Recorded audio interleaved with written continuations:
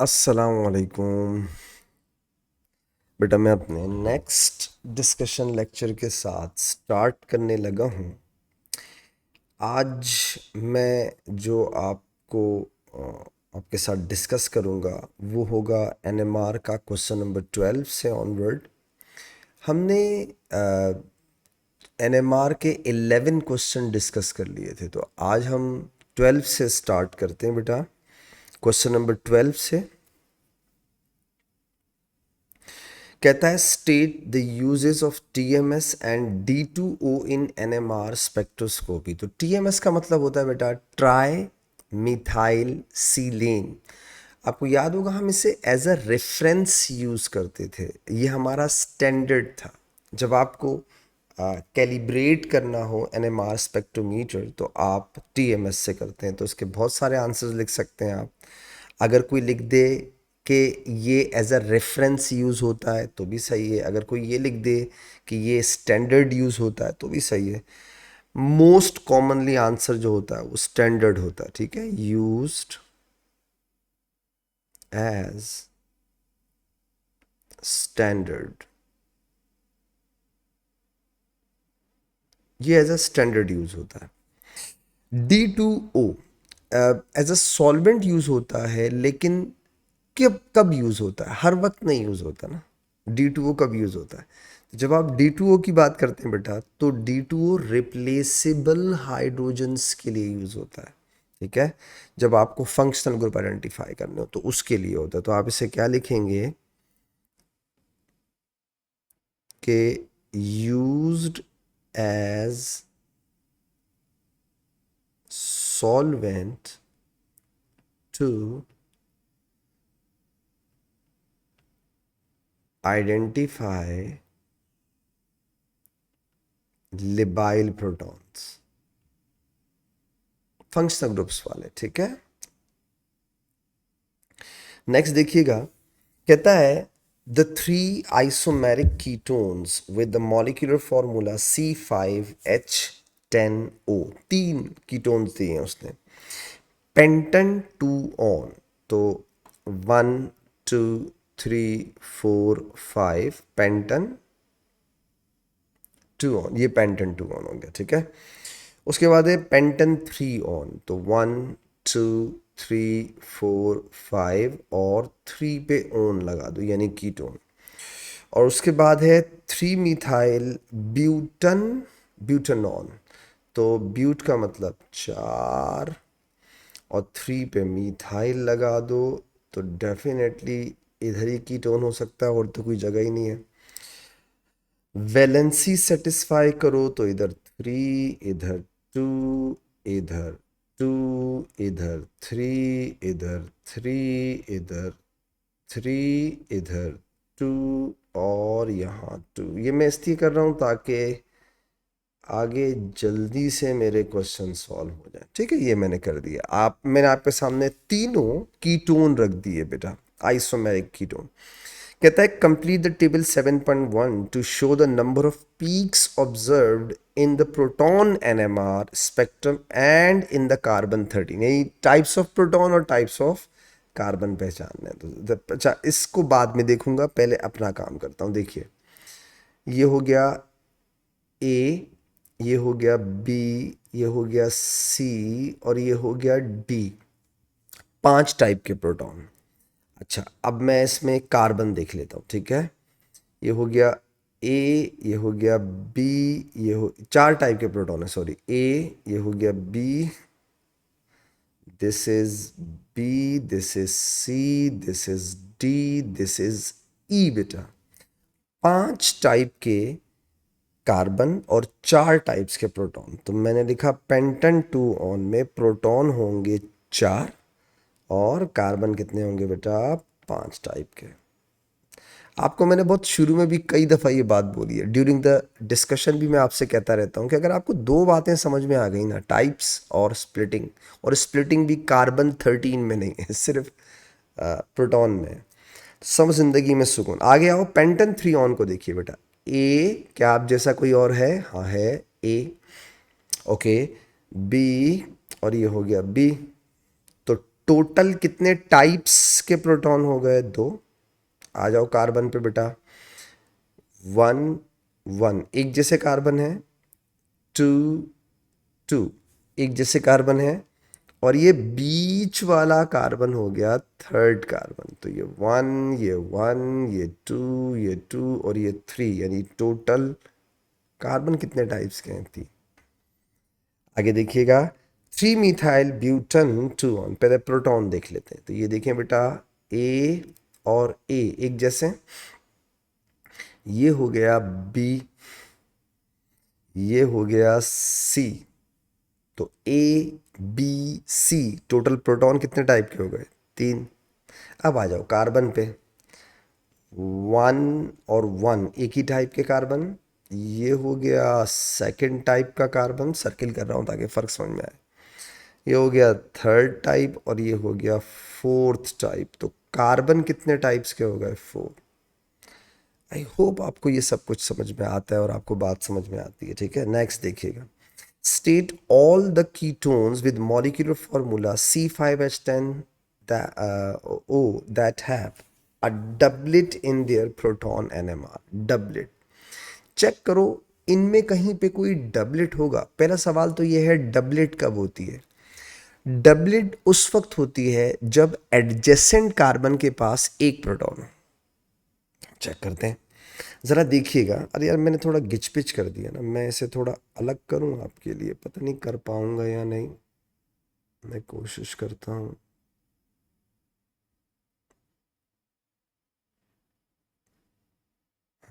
कर दिया मैंने, कहाँ लिखूं? यहाँ लिखूं?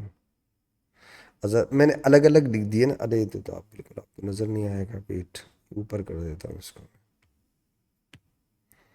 हम्म, ये मैं वापस से करता हूँ। ये मैंने उठाया और मैंने इसको यहाँ रखा। मैं इनको इसलिए यहाँ रख रहा हूँ ताकि मैं आपके साथ डिस्कस कर सकूँ ना बेटा, नहीं तो मसला हो जाएगा ना यार ये। ओके, अब देखिए, ये इसको भी उठाऊँ यहाँ से, मैं आमने सामने यहाँ रख देता हूँ बेटा। इसको भी उठा के ना मैं ऐसे रख देता हूँ, शायद अब ज़रा अच्छा समझ में आ जाएगा सामने सामने ना। चले, अब देखिएगा, हमें प्रोटॉन की वो देखनी है ना, स्प्लिटिंग। तो ठीक है, अभी देख लेते हैं। यहाँ देखिएगा, मेरा साथ दीजिएगा। मैं आपसे जो पूछूंगा आप भी बोलिएगा ताकि आपको बात समझ में आ जाए। ठीक है, दुख वो असल में मैंने आगे पढ़ा नहीं ना, वरना तो मैं आपको ज़रूर बताता कि इसको। ओके, ये हो गया। ठीक है, अब आप गौर से देखिएगा, एक एक करके काम करते हैं।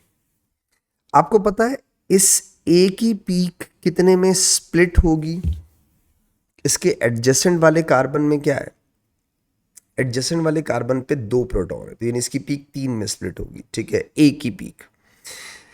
आपको पता है बी की पीक कितने में स्प्लिट होगी? एक तरफ कार्बन के पास प्रोटॉन ही नहीं है, दूसरी तरफ कार्बन के पास प्रोटॉन है 3। तो अगर 3 प्रोटॉन है तो पीक क्वार्टेट में स्प्लिट होगी। तो इसमें डबलेट कहीं भी नहीं है। 2 ही टाइप के प्रोटॉन थे और उनके अंदर कोई डबलेट वाली चीज़ ही नहीं। यहाँ आ जाओ, ए, इस ए प्रोटॉन की पीक कितने में स्प्लिट होगी? 3 में। क्यों? क्योंकि एडजेसेंट कार्बन के पास 2 प्रोटॉन है। ये बी आ गया।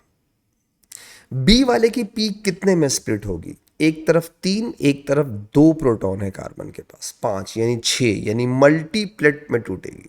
ओके, छोड़ दो, इधर आ जाओ। इसमें एक तरफ कार्बन के पास प्रोटॉन ही नहीं है और एक तरफ कार्बन के पास 2 प्रोटॉन है। तो 2 प्रोटॉन है तो पीक कितने में स्प्लिट होगी? 3 में। डबलेट फिर भी नहीं मिल रहा और ये बेचारा तो सिंगलेट होगा। क्यों होगा? क्योंकि एडजेसेंट कार्बन के पास कोई प्रोटॉन है ही नहीं। अब आते हैं नेक्स्ट वाले पे बेटा, ज़रा देखिएगा, इसको देखें। इस ए को चेक कीजिए, बता सकते हैं इन ए की पीक कितने में स्प्लिट होगी? डबलेट में। क्यों? क्योंकि एडजेसेंट कार्बन के पास एक प्रोटॉन है तो पीक कितने में स्प्लिट होगी? 2 में। इसका मतलब है ये वो कीटोन है जिसमें डबलेट की पीक मिलेगी, वो यही तो पूछ रहा है डबलेट किस में मिलेगा। तो अब आप क्या बोलोगे बेटा, 3 मिथाइल ब्यूटन 2 ऑन बेटा, इसका आंसर होगा 3 मिथाइल ब्यूटन, अच्छा 3 मिथाइल ब्यूटन नॉन ही लिखा हुआ, 2 ऑन नहीं लिखा हुआ। चलो सिंगलेट पीक किससे मिलेगी, अभी तो हमें पता था, देखो ये जो है ये वाली पीक सिंगलेट होगी। क्यों होगी बेटा, क्योंकि इसके एडजेसेंट वाले कार्बन के पास कोई प्रोटॉन नहीं है। इस तरह इसमें भी सिंगलेट मिलेगी, क्यों, इसके एडजेसेंट वाले के पास कोई प्रोटॉन नहीं है। तो इसमें भी सिंगलेट और इसमें भी सिंगलेट, तो 2 लिखने पड़ेंगे। एक लिखना पड़ेगा अब अगेन दोबारा से 3 मिथाइल ब्यूटन 2 ऑन, और एक लिखना पड़ेगा पेंटन 2 ऑन, तो 2 होंगे, ठीक है। एक हो जाएगा पेंटन सिंगलेट के लिए 2 ऑन एंड 2 मिथाइल नहीं 3 मिथाइल, ऊपर वाला ही नीचे 12 लिखना पड़ेगा। ये हो जाएगा बेटा 3 मिथाइल ब्यूटेनॉल। आगे देखो, खत्म। क्वेश्चन नंबर 13 पे आते हैं। अभी जैसे मैंने इससे पहले भी आपसे एक बात बोली थी कि यार अगर आप लोग सिर्फ इस बात का ख्याल रख लें कि स्प्लिटिंग पैटर्न और टाइप्स, तो आपको कितना सुकून हो जाता है चीज़ों में। यहाँ देखें, ये कहता है एलानीन, ठीक है, ये आपको एलानीन दिया हुआ, तो अगर मैं इसको स्ट्रक्चर में कन्वर्ट कर दूं तो शायद आपको और अच्छा समझ में आ जाए। CH3 CH NH2 CO O और CH3 है, ठीक है। ये कहता है alanine reacts with methanol to form the ester G under certain conditions, ठीक है। Proton NMR spectrum of G dissolve in D2O। D2O का मतलब ये हो गया फंक्शनल ग्रुप वाली पीक इसमें से गायब हो गई। कौन सी पीक गायब हो गई, ये वाली पीक इसमें नहीं होगी, NH2 वाली। क्यों, रिप्लेसेबल प्रोटॉन, ठीक है। तो टोटल कितने होने रह गए टाइप्स ऑफ प्रोटॉन, अगर मैं इसे कहूँ ए, इस अबे अगर इसे कहूँ, अबे इसे कहूँ ए, इसे कहूँ बी और इसे कह दूँ सी, तो 3 टाइप के प्रोटॉन है। आप चेक करें स्पेक्ट्रम में 3 ही टाइप्स शो हो रही हैं। आ जाओ। अच्छा अच्छा, इससे पहले कि वो हमसे पूछे हम खुद से सॉल्व कर लेते हैं। ज़रा बताइएगा सी कितने में स्प्लिट होगी, आप कहेंगे नहीं होगी। क्यों, क्योंकि सी वाले प्रोटॉन के एडजेसेंट कार्बन के पास कोई कार्बन ही नहीं है, प्रोटॉन तो दूर की बात, कार्बन ही नहीं है, तो ये सिंगलेट होगी, ये रही सिंगलेट। आ जाओ, अब आते हैं बी पे। बी के एक तरफ फंक्शनल ग्रुप है, कार्बन तो है ही नहीं, दूसरी तरफ जो कार्बन है उसके पास प्रोटॉन नहीं है, सिर्फ टॉप पे जो मैंने कार्बन लिखा हुआ है उसके पास 3 प्रोटॉन है। तो अगर एडजेसेंट कार्बन के पास 3 प्रोटॉन है तो पीक 4 में टूटेगी क्वार्टेट के अंदर। तो बेटा इसका मतलब है ये हो गई क्वार्टेट वाली। अब आते हैं ए पे, गौर से देखिएगा, ए CH3। अच्छा, ये इस एरिया में हमेशा CH3 अल्काइल ही होता है, सही है, 0 से लेके और जो 2 तक की रेंज होती है ना इसके अंदर। अच्छा, अब आ जाते हैं ए पे। ए के एडजेसेंट कार्बन के पास 1 प्रोटॉन है, तो पीक कितने में टूटेगी, डबलेट में। गौर से देखें, ये रहा डबलेट। तो ये कितना आसान हो गया, ये हो गया CH3 की पीक, ये हो गई CH3 की पीक, और ये हो गई CH की पीक। डन हो गया। अच्छा, ये इसको मत, इसकी TMS की होती है, ठीक है, हाँ इसे मत परेशान हो जाना। अब चलते हैं आगे। Complete the table 7.2 for the proton and MRN spectrum. जी कितना आसान है, अब आपको डेटा बुकलेट देखने की ज़रूरत नहीं भाई। 1.4 पे क्या है, CH3, स्प्लिटिंग पैटर्न क्या है, डबलेट, और नंबर ऑफ प्रोटॉन्स रिस्पॉन्सिबल कितने हैं बेटा, CH3 है, तो 3 प्रोटॉन है। Number of proton on adjacent, तो देखो अगर ये डबलेट में टूट रही है तो एडजेसेंट में कितने प्रोटॉन हो गए, 1। ठीक है, डबलेट का मतलब एडजेसेंट वाले में एक प्रोटॉन होगा। आ जाओ 3.5 कहाँ रहा, ये रहा 3.5। ठीक है, 3.5 पे क्या है, सिंगलेट है। स्प्लिटिंग पैटर्न में आपने लिखा सिंगलेट बेटा, नंबर ऑफ प्रोटॉन रिस्पॉन्सिबल 3 ही हैं, और एडजेसेंट का मतलब 0। एडजेसेंट कार्बन के पास कोई प्रोटॉन ही नहीं है, तभी तो पीक स्प्लिट नहीं हुई। 4 पे आ जाओ, क्वार्टेट बोलेंगे इसको। ठीक है, इसको बोलेंगे आप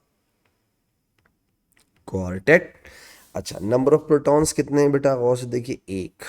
सी एच था ना, एक प्रोटॉन है यहाँ पे। ठीक है, ये पूछ रहा है आपसे और बोल रहा है एडजेसेंट। एडजस्ट, जाहिर बात है क्वार्टेट में टूटा है तो इसका मतलब है एडजेसेंट में 3 होंगे proton.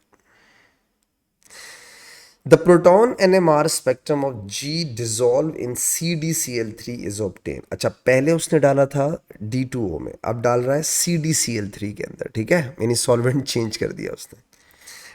Describe the difference observed between the spectrum and the proton NMR spectrum in D2O। दोनों में फर्क पूछ रहा है। अगर D2O की जगह CdCl3 में होता है तो क्या होता, तो बेटा 1 एक्स्ट्रा पीक नजर आती। ठीक है, the spectrum will show 1 extra peak for NH2 functional group।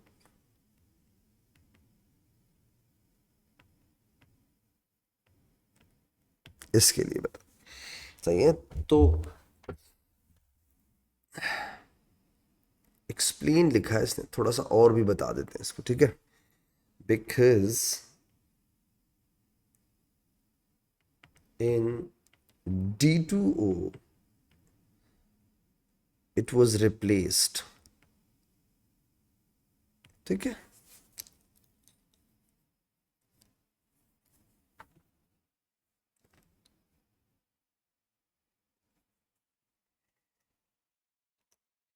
आते हैं बेटा नेक्स्ट, अगले क्वेश्चन पे आते हैं। देख, कहता है द प्रोटॉन एनएमआर, नेक्स्ट देखिएगा, of compound T.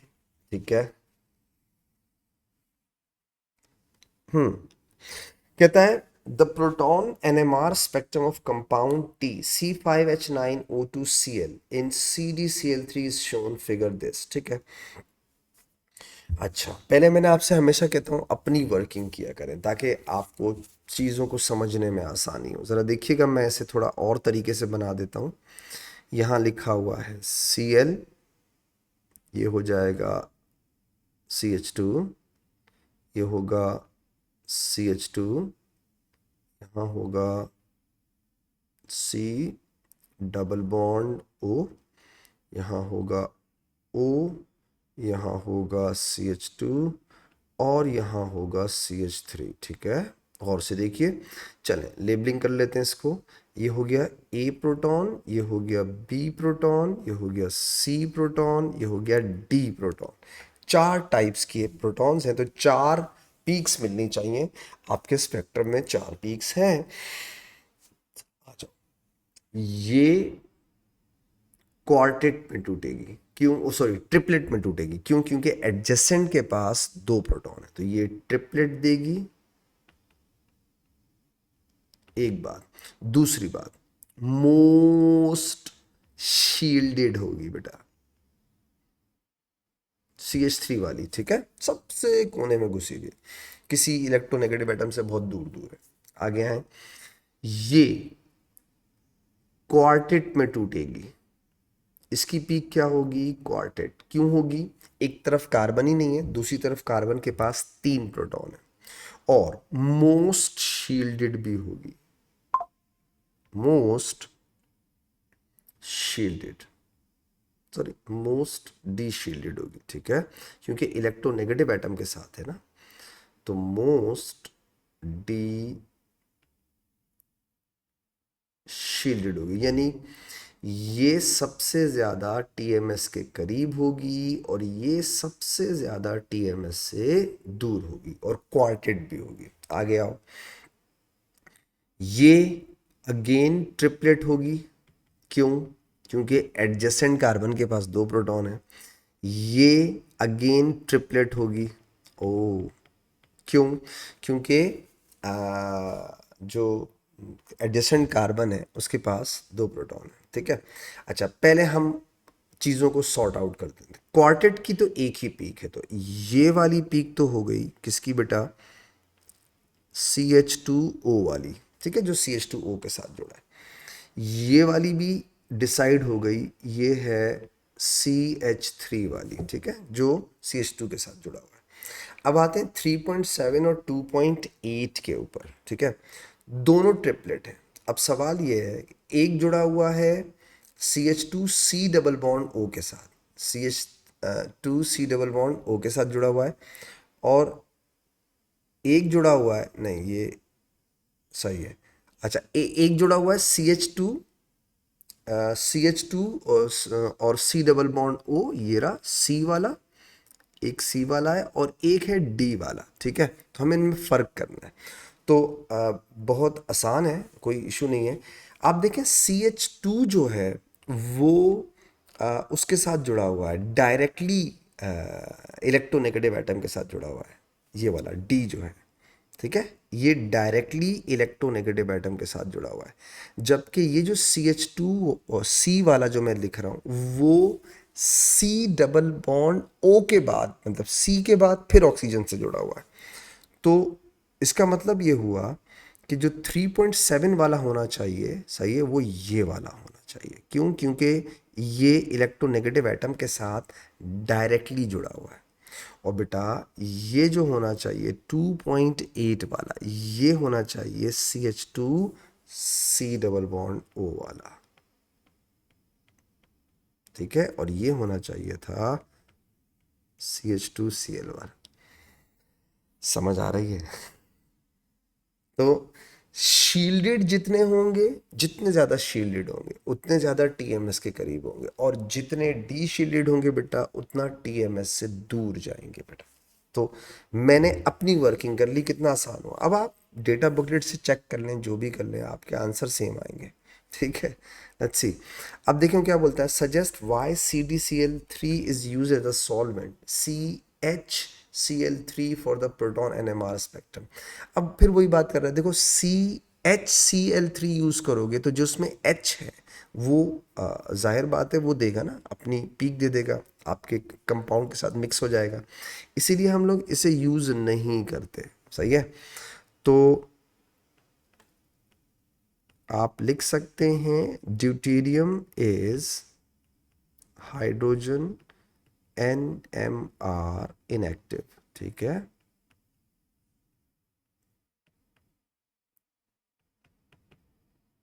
hence it doesn't give peak। ठीक है, with CdCl3। आ जा बेटा, प्रोटॉन, इन्वायरमेंट ऑफ प्रोटॉन। ठीक है, इन्वायरमेंट का मतलब होता है आपकी जो प्रोटॉन आपने आइडेंटिफाई किए हैं वो कौन से। तो सबसे पहले 1.2 पे ये वाले पूछ रहे हैं। ठीक है, तो ये क्या है? CH3 है, CH3 हो गया। स्प्लिटिंग पैटर्न क्या है बेटा? Triplet. Number of protons responsible 3, CH3 था। आगे आ जाओ, 2.8 बेटा, CH2 C double bond O, directly आपका जो है वो इलेक्ट्रोनेगेटिव से नहीं लगा हुआ। ठीक है, इसलिए मैंने इसको यहाँ रखा। अच्छा, इसकी जो स्प्लिटिंग पैटर्न है वो क्या है? अगेन ट्रिपलेट है बेटा, और इसमें नंबर ऑफ प्रोटॉन्स कितने हैं? CH2 दो प्रोटॉन है। 3.7 देखिएगा बेटा, 3.7 है CH2Cl, CH2Cl। ठीक है, और स्प्लिटिंग पैटर्न अगेन वही ट्रिपलेट हुआ बेटा, और नंबर ऑफ प्रोटॉन्स रिस्पॉन्सिबल कितने हैं? दो। 3.9 तो हमने सबसे शुरू में ही देख लिया था, ये CH2O वाला है, ठीक है बेटा। और इसकी पीक को क्या बोलते थे आप? क्वार्टेट। और इधर कितने प्रोटॉन है बेटा? दो। Explain the splitting pattern of the peak.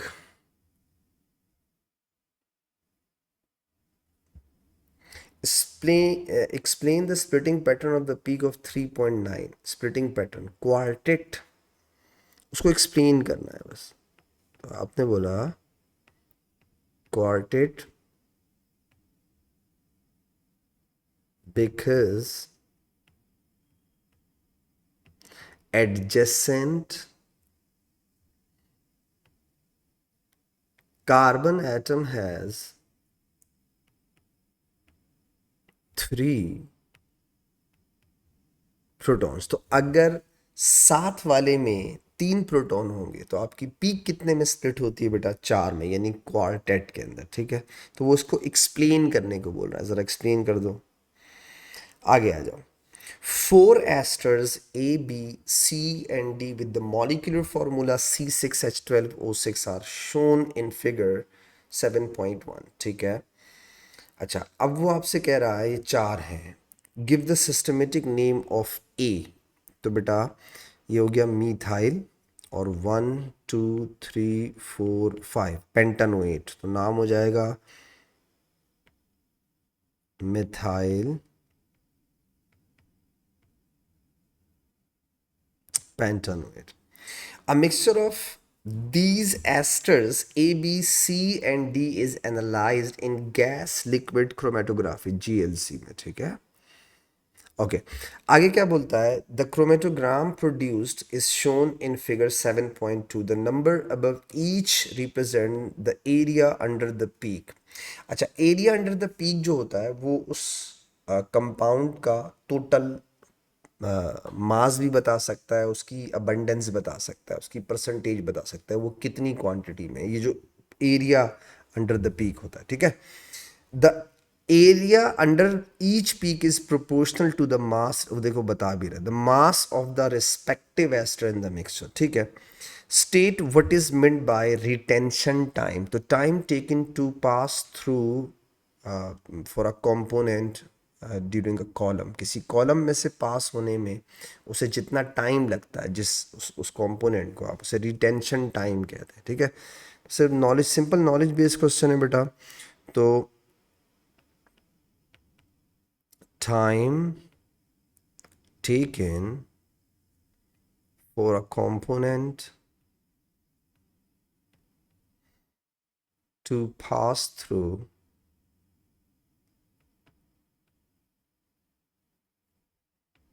the column, ठीक है। Calculate the percentage by mass of the ester D in the original mixture. इसकी परसेंटेज पूछ रहा है, तो बेटा पहले इन सबको ऐड करो, ये कितने हैं? ये हो जाएगा 14 प्लस 25 प्लस 52 प्लस 38। तो 38 में दो मिला दो, 40 हो जाएंगे, 40। और तो यार इसको कैलकुलेट करना पड़ेगा, बेटा 1 मिनट सब्र कीजिएगा।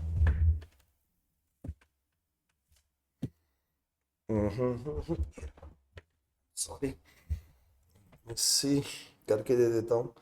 14 प्लस 25 प्लस 38 प्लस 52, 129 टोटल बन रहा है।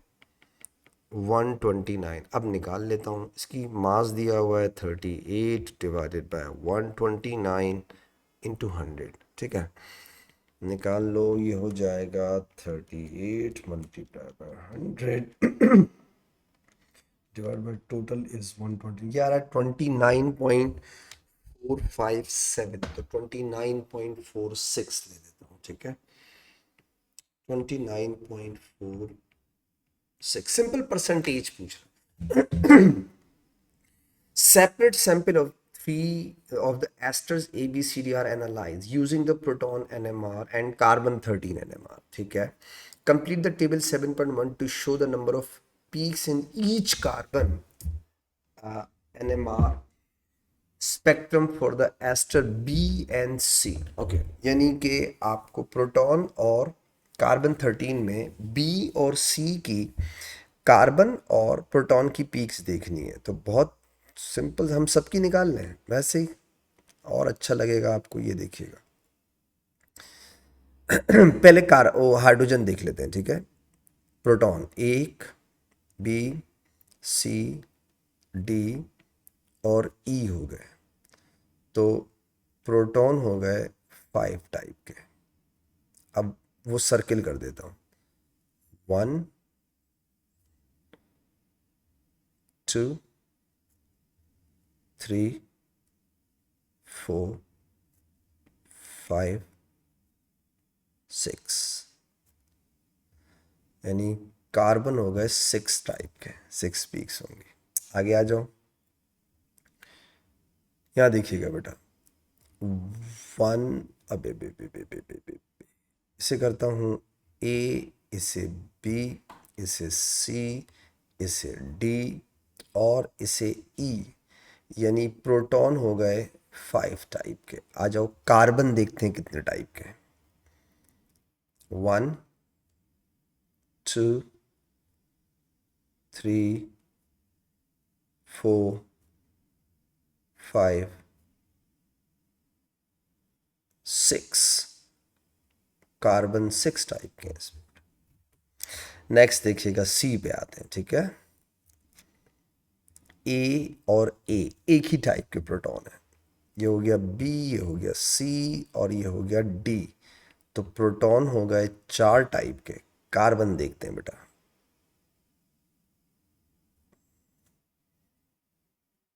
ये सेम है, ठीक है। ये दोनों सेम टाइप के कार्बन है। एक हो गया, इसको मैं कर देता हूं 1, ये 2, ये 3, 4, 5। कार्बन कितने टाइप के हो गए? 5। यहां आ जाइए, ए ए ए एक हो गया, 1 2 3 4, यहाँ कोई कार्बन ही नहीं है, ओ सॉरी हाइड्रोजन ही नहीं है। तो ए एक टाइप के हो गए और ये हो जाएगा बी, ठीक है, 2 टाइप के हो गए और कोई हाइड्रोजन नहीं है। हाँ, कार्बन देख लो कितने हैं। तो बेटा ये वाला, ये वाला और ये वाला एक ही जैसे कार्बन है, तो ये 1 हो गए, 1 1 1। ये हो गया 2 सेकंड कार्बन, ये हो गया 3rd कार्बन और ये वाला हो जाएगा 4th कार्बन। तो प्रोटॉन है 2 टाइप के और कार्बन है 4 टाइप के बेटा। 1, ये 2, ये 3 और ये 4। यस, सही है, कंफर्म है ना। 1, ये 2 और ये वाला 3 और ये वाला 4 टाइप के कार्बन। प्रोटॉन बेचारे में सिर्फ 2 टाइप के। अब देखो कितना आसान हो जाएगा मेरी ज़िंदगी में सुकून। बी देखें, प्रोटॉन कितने हैं बेटा बी में?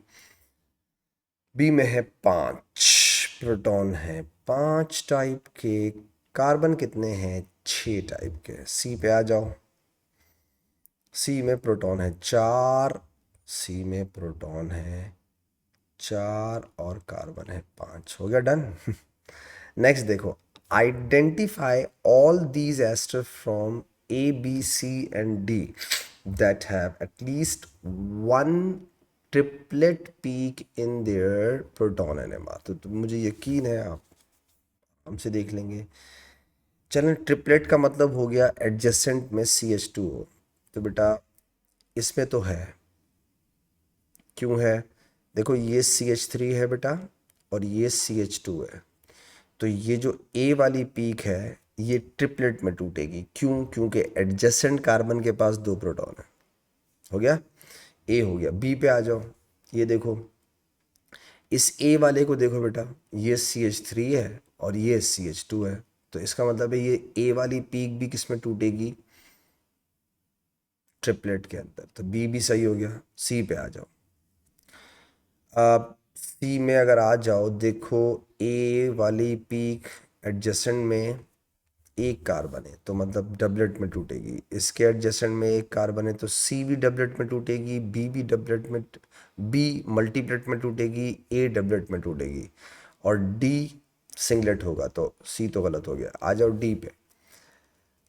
ए वाली पीक्स स्प्लिट ही नहीं होंगी, बी सिंगलेट होगी, तो ये भी गलत हो गया। तो यानी ए और बी के अंदर हमें ट्रिपलेट्स मिलेंगी। हेलो, वो कह रहा है ट्रिपलेट पीक, तो हमें ए एंड बी वाले स्पेक्ट्रम में ट्रिपलेट मिलेंगी, बाकियों में नहीं मिलेंगी। नेक्स्ट देखिएगा बेटा, हमारा अगला वो है compound H. Compound H C6H10O3, ठीक है, reacts with alkaline aqueous iodine to form yellow precipitate। एक फॉर्मूला हमें दे दिया और कह रहा है कि अल्कलाइन एक्वस के साथ येलो प्रेसिपिटेट देता है, तो मोस्ट प्रोबेबली ये हो सकता है मिथाइल कीटोन। ओके, उसके बाद बोल रहा है does not react with sodium carbonate, इसका मतलब है कार्बोक्सिलिक नहीं है, यानी COOH ग्रुप नहीं है, कार्बोक्सिलिक नहीं है।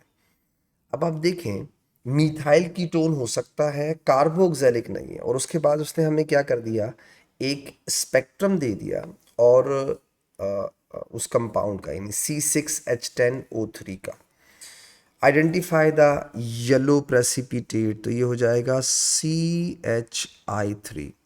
अच्छा, ये थोड़ा ट्रिकी सवाल है और थोड़ी बेहूदगी की है उन्होंने, बट ये जून 2024 का सवाल है और इसके अंदर इन्होंने उसी पेज के ऊपर वो भी दी हुई हैं, चीज़ें दी हुई हैं, लेकिन हम वो बाद में देखेंगे, पहले हम अपना काम करते हैं, ज़रा देखिएगा, ठीक है।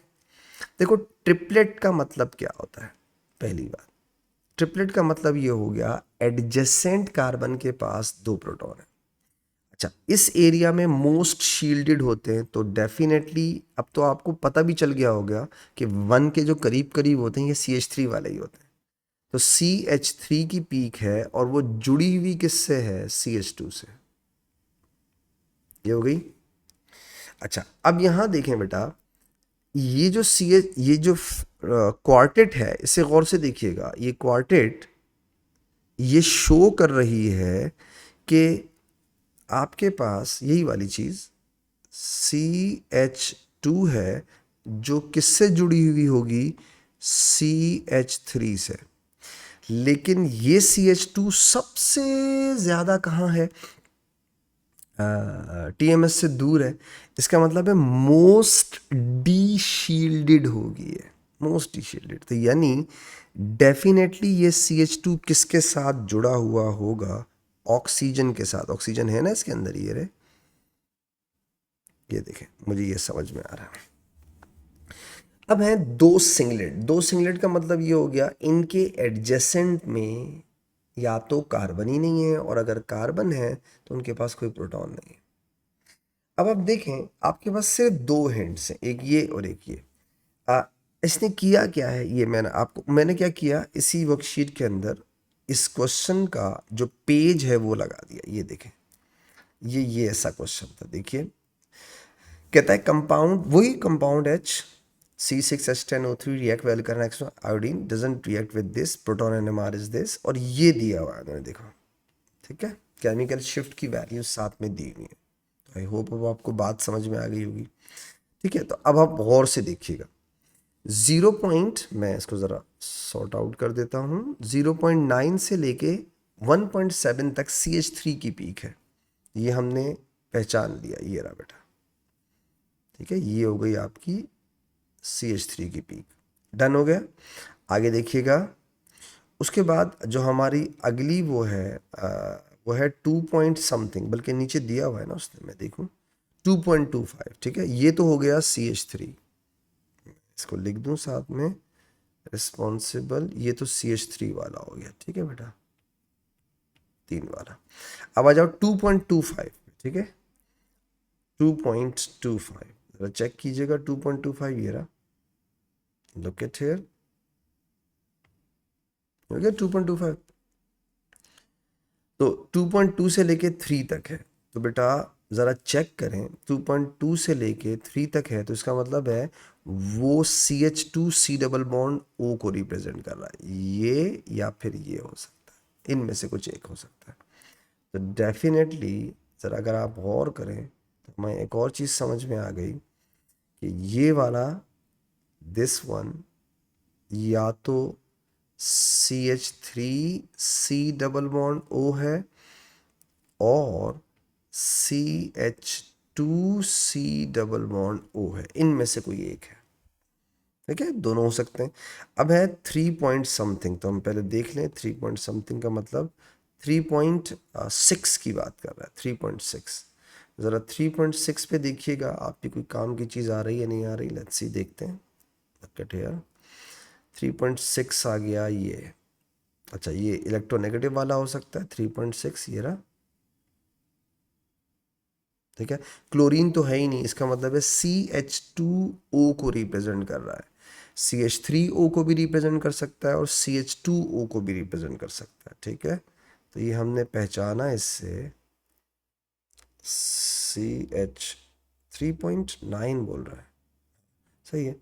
तो ये हो जाएगा CH3O और CH2O, ऐसा है। लेकिन शर्त ये है कि दोनों तरफ इसके देखो वो नहीं होना चाहिए, कार्बन के पास कोई प्रोटॉन नहीं होने चाहिए, खाली होना चाहिए, बस ये ख्याल रखना है। तो मोस्ट प्रोबेबली अगर खाली रखना है तो CH2O नहीं होगा, क्यों? क्योंकि यहाँ कुछ ना कुछ आ जाएगा ना, तो हम कह सकते हैं ये CH3O है। अब आप इन सबको जोड़िए आपस में तो समझ में आएंगी बात। CH3 CH2O तो है, CH3C डबल बॉन्ड O भी है क्योंकि अल्कलाइन एक्वस आयोडीन है। तो ज़रा स्ट्रक्चर पे वर्किंग करते हैं। जैसे फॉर एग्जांपल यहाँ देखिएगा, मैंने कहा था ना ये ट्रिकी क्वेश्चन है, तो अगर इसमें आपको टाइम लगेगा तो इसका मतलब इट्स ओके। पहले तो मैं मीथाइल कीटोन बना दूँ, ये हो गया एक। ठीक है, और टोटल 4 टाइप्स के प्रोटॉन है, ये भी याद रखिएगा। अच्छा, एक है मेरे पास CH3 CH2 और O, ये दो हो गए। ये दो तो मैंने निकाल लिए, ठीक है। ये वाला निकल गया और ये वाला निकल गया, ठीक है। और CH3 CH2 ये वाला पार्ट भी हो गया, ठीक है। अब ये वाली चीज़ रह गई, ये CH3O या CH2O वगैरह वगैरह, ठीक है। अब इसे कैसे पहचानेंगे? तो मैं, अगर मेरे पास कार्बन कितने रह गए, 1 2 3 4, कितने रह गए मेरे पास कार्बन? कार्बन कितने हैं इसके अंदर? कार्बन है 6, यानी कि 2 और रहते हैं। तो ट्राई करता हूँ, लेट्स सी, ये देखिएगा। अगर मैं, और ऑक्सीजन अभी एक और भी रहता है, तो मैं अगर इसे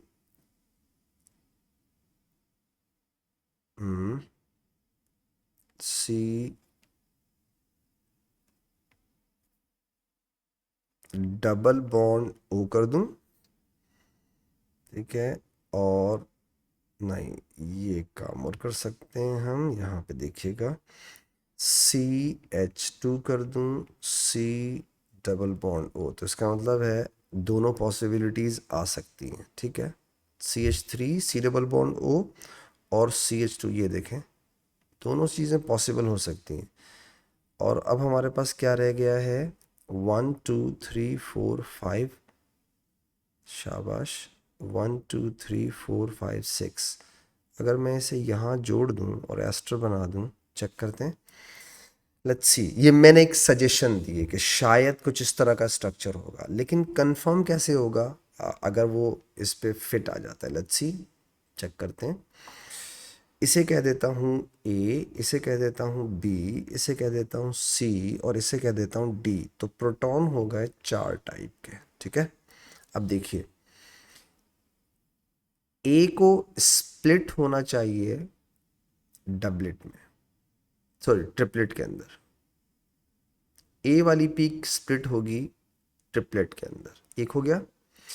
अच्छा, B वाली पीक स्प्लिट होगी क्वार्टेट के अंदर, क्योंकि एडजेसेंट में कितने प्रोटॉन है? 3। ये देखिए बेटा, अबे क्या कर रहा है? ओके, ये क्वार्टेट में होनी चाहिए, ठीक है। अच्छा, ये होनी चाहिए सिंगलेट, बिल्कुल, और ये होनी चाहिए सिंगलेट, ठीक है। Singlet singlet quartet triplet. अब देखो, सिंगलेट सिंगलेट क्वार्टेट ट्रिपलेट, एक चीज़ तो कंफर्म हो गई। अब मॉलिक्यूलर फॉर्मूला देखते हैं क्या है, चेक कीजिएगा।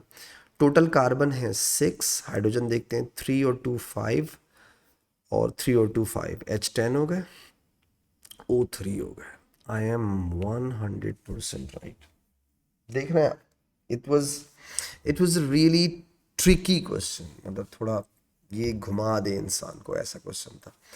तो आपका एग्जामिनर आपसे एक्सपेक्ट कर रहा होगा कि अगर हम इन्हें ये चार्ट दे दें तो शायद बच्चे इसको जल्दी सॉर्ट आउट कर लें, क्योंकि मुझे लगता है, पर्सनली लगता है कि उसने इंफॉर्मेशंस कम दी हैं with respect to the question. आपकी जो टोटल इन्फॉर्मेशन है वो कम है, थोड़ी सी और इन्फॉर्मेशन देनी चाहिए थी।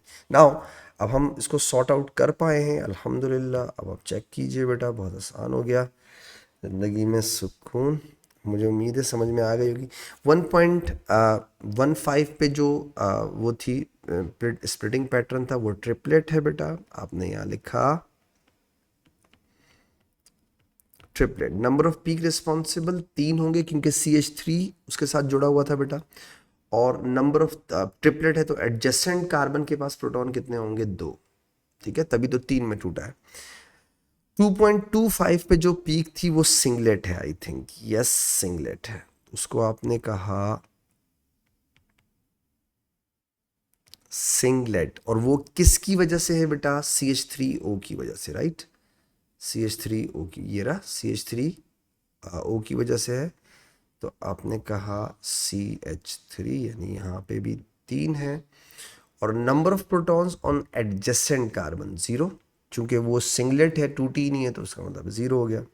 3.6 पे क्या है बेटा, 3.6 पे है, ये रहा, वही अगेन दोबारा से 3 प्रोटॉन वाली है, सिंगलेट है।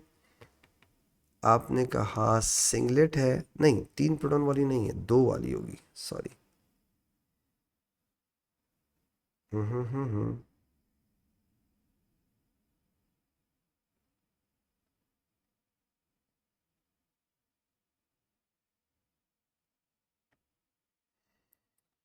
CH2CO वाली हो गई, ठीक है, और एक हो जाएगी CH2O वाली, ये हो जाएगी, और ये क्वार्टेट में टूटी है, तो आई थिंक ये C। हमने क्या क्या आइडेंटिफाई कर लिया, देखो 2 सिंगलेट है ना, एक हो गई CH3CO और एक हो जाएगी CH2CO, तो ये वाली हो जाएगी CH2, सही है, ये वाली C, this is C, and बेटा that is D, okay, that is A, ये वाला हो गया, ठीक है, याद रखिएगा। और ये हो जाएगा B, हो गया, आप सही है ना, ये हो जाएगा CH2O वाला, ठीक है, CH2 C double bond O वाला, ठीक है, ये वाली हो जाएगी। ये हो गई आपकी CH2 के दोनों तरफ क्या लगे हुए हैं, ये वाला, दिस इज CH2O, यानी कि 2 प्रोटॉन वाला, ठीक है, और एडजेसेंट में कोई भी वो नहीं है, तभी तो सिंगलेट है। तो CH2 के साथ जो 2 C डबल बॉन्ड O लगे हैं वो है। 3.9 वाला बेटा वो क्वार्टेट था, क्वार्टेट, ठीक है, और क्वार्टेट जो था वो CH2 के साथ CH3 लगा हुआ था, ठीक है, ये रहा D, ये हो गया B कहाँ है, ये रहा B, ठीक है, तो B हो गया एडजेसेंट कार्बन के पास, ये हो गया 2, और एडजेसेंट कार्बन के पास 3 प्रोटॉन है बेटा। अब वो आपसे कह रहा है suggest the structure of H। जो स्ट्रक्चर ऑफ H हमने बड़ी मेहनत से बनाया, पहले बनाया मीथाइल कीटोन, ये हो गया, फिर हमने बनाया CH2, फिर C, ओ, फिर CH2, फिर CH3। तो याद रखिएगा, इसे मैंने ए कहा, इसे मैंने बी कहा, और मैं फिर से लिख दूं ताकि याद, इसे सी और इसे डी कहा, इसको मैंने सी कहा है, इसे मैंने डी कहा है। आई होप आपको मेरी बात समझ में आ गई होगी। ये वाकई ट्रिकी क्वेश्चन था और टाइम कंज्यूमिंग भी था, क्योंकि इसमें इंफॉर्मेशन बहुत कम थी जो होनी चाहिए ना थोड़ी। जैसे बाकी चीज़ों में इंफॉर्मेशन देता है, कुछ ना कुछ देता है, बस मुंह उठाया और बता दिया यूँ। तो बहुत सारी चीज़ें जब सोचनी पड़ती हैं तो definitely it will take time. ठीक है। आई होप बेटा मेरी डिस्कशन से आपको फ़ायदा हुआ होगा। इंशाल्लाह नेक्स्ट डिस्कशन लेक्चर में इससे आगे डिस्कस करूँगा। तब तक के लिए इजाज़त दीजिएगा। दुआओं में ख़ास याद रखिएगा बेटा। अल्लाह हाफ़िज़।